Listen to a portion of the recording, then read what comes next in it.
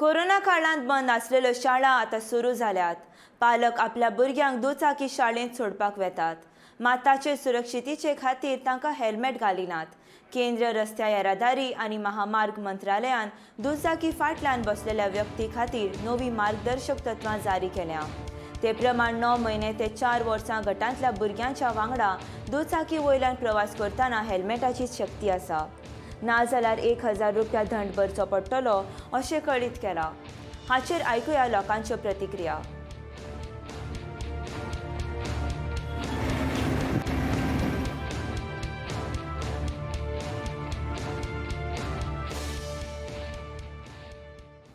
Government का काफ़ी अच्छा इनिशिएटिव है। हेलमेट ज़रूरी है हम सब लोगों की सेफ्टी के लिए, तो अच्छा है, सब लोगों को पहनना चाहिए।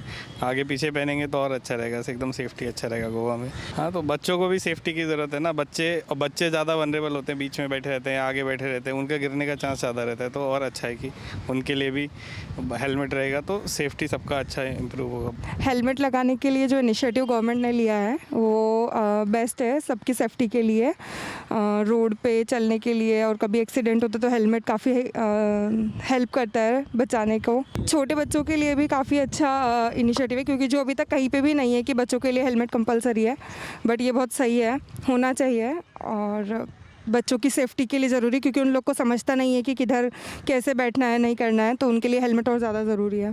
हो गव्हर्मेंटान जो रूल काढला तो बरो काढला आणि आमच्या भुरग्यां खातीर सेफ आहा, खरोखरच हे लोकांक फायदेशीर आहा. सेफ्टी प्रिकॉशन्स हेल्मेट चांगलं यूज केलेलं.